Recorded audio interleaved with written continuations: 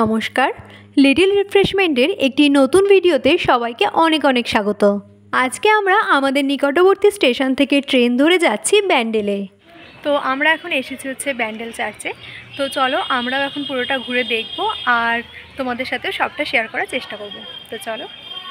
তো তোমরা কিভাবে ব্যান্ডেল চার্চে আসবে সবার প্রথমে চলো সেটা তোমাদের সাথে শেয়ার করে দিই। তোমরা যদি হাওড়া বা শিয়ালদা স্টেশন থেকে আসো সেক্ষেত্রে তোমরা ব্যান্ডেলগামী যে কোনো ট্রেন ধরে ব্যান্ডেল স্টেশনে নেমে যেতে পারো। এছাড়া তোমরা যদি কাটোয়া বা বর্ধমানের দিক থেকে আসো সেক্ষেত্রেও তোমরা ব্যান্ডেলগামী যে কোনো ট্রেন ধরে ব্যান্ডেল স্টেশনে নেমে যাবে।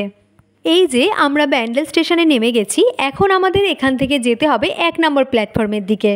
তো দেখো আমরা ব্যান্ডেল স্টেশনের বাইরে চলে এসেছি। এই যে লাল বিল্ডিংটা দেখতে পাচ্ছ এর পাশ দিয়ে যে রাস্তাটা চলে গেছে সেখান দিয়ে সোজা হেঁটে গেলেই তোমরা ব্যান্ডেল চার্চ যাওয়ার টোটো বা অটো পেয়ে যাবে।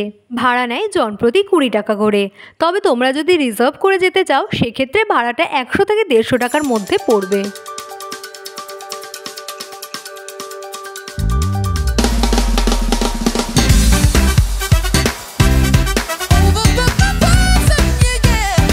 দেখো আমরা চার্চের সামনে চলে এসেছি।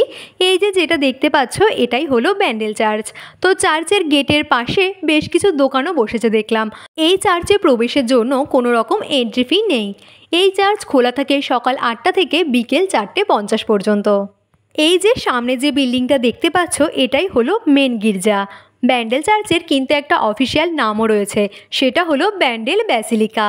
এখানে দেখো বিভিন্ন ধরনের নিয়মাবলী লেখা রয়েছে আর নেক্সট যে হোর্ডিংটা রয়েছে ব্লু কালারের সেখানে মাস টাইমিংগুলোর উল্লেখ রয়েছে, চাইলে পজ করে দেখে নিতে পারো। চার্চে প্রবেশের রাস্তাটা খুব সুন্দরভাবে সাজানো গোছানো রয়েছে। একদিকে এই স্কাল্পচারটা রয়েছে আর আরেকদিকে বিভিন্ন ধরনের গাছপালা দিয়ে সাজানো রয়েছে। আমরা এখন ব্যান্ডেল চার্চের মেন গেটটা দিয়ে ভিতরে প্রবেশ করছি। তো ভিতরে ঢুকেও বিভিন্ন ধরনের স্কাল্পচার এখানে রয়েছে। যীশুখ্রিস্টের নানা রকম কাহিনীকে এখানে ফুটিয়ে তোলা হয়েছে। সেখান থেকে আরেকটু ভিতরের দিকে গেলে তোমরা যীশুখ্রিস্টের এই সুন্দর স্কাল্পচারগুলো দেখতে পাবে। আর এর ঠিক সামনেই রয়েছে সেই বিখ্যাত মাস্তুলটি। এই মাস্তুলটি কিন্তু বেশ পুরনো এবং এর একটা ইতিহাসও রয়েছে। বঙ্গোপসাগরে এক পর্তুগিজ নাবিক একদা বিপর্যয়ের মধ্যে পড়লে মাতা মেরি তাকে রক্ষা করেছিলেন। তখন তিনি প্রতিজ্ঞা করেছিলেন তিনি যে গির্জার চূড়া দেখে তীরে ফিরতে পারবেন সেই গির্জায় তিনি দান করবেন জাহাজের প্রধান মাস্তুলটি। 70 ফিটের এই মাস্তুলটি প্রথমে পতাকা স্তম্ভরূপে স্থাপন করা হয়েছিল। তবে 9ই মে 2010 খ্রিস্টাব্দের প্রবল সাইক্লোনে এটি ভেঙে যায় এবং তারপর থেকে এটিকে এইভাবে সংরক্ষণ করা রয়েছে। এই মাস্তুলটির ঠিক পাশেই রয়েছে মাতা মেরি এবং যীশুখ্রিস্টের একটি স্কাল্পচার। তার সামনে মোমবাতি জ্বালানোর ব্যবস্থাও রয়েছে। এই স্কাল্পচারটির ঠিক সামনেই রয়েছে আরও একটি স্কাল্পচার যেখানে যীশুখ্রিস্টের ক্রুশবিদ্ধ হওয়ার সময়ের ঘটনাটিকে খুব সুন্দরভাবে ফুটিয়ে তোলা হয়েছে। তার পাশে জেসাসের এরকম একটা বড় স্কাল্পচারও রয়েছে। তো আমরা চার্চের ভিতরে চলে এসেছি আর ওই যে দেখো পিছনে দেখা যাচ্ছে ওই যে ওইটা ব্লু কালারের ওইটা হচ্ছে মেন চার্চটা। আর আমরা এখন তার সামনে বেশ সুন্দর জায়গাটা রয়েছে, মাঠ করা তার মধ্যে গার্ডেন করা, সেরকম জায়গাতে এসেছি। এই জায়গাটা কিন্তু খুবই সুন্দর। তো চলো এবার মেন যে চার্চ সেখানে যাওয়া যাক। তবে এই চার্চের ভিতরে কিন্তু কোনো রকম ফোন বা ক্যামেরা অ্যালাউ নেই। ভারতবর্ষে যে চার্চগুলো রয়েছে তার মধ্যে এই ব্যান্ডেল চার্চ বা ব্যান্ডেল ব্যাসিলিকা অন্যতম একটি চার্চ। 1537 সালে সপ্তগ্রামে বসতি স্থাপনের প্রায় সঙ্গে সঙ্গে মিশনারিগণও এখানে এসেছিলেন। হুগলি শহর পত্তনের কিছুদিন পর কতিপয় উৎসাহী মিশনারি ধর্মপ্রচারে ব্রতী হন এবং হুগলি শহরের উত্তরে ব্যান্ডেল নামক গ্রামে তারা নিজেদের প্রধান ধর্মকেন্দ্র স্থাপন করেন। এদেশের ব্যক্তিরা ক্রমে খ্রিস্ট ধর্মে বিশ্বাসী হন এবং অনেকেই এই ধর্ম গ্রহণ করেছিলেন।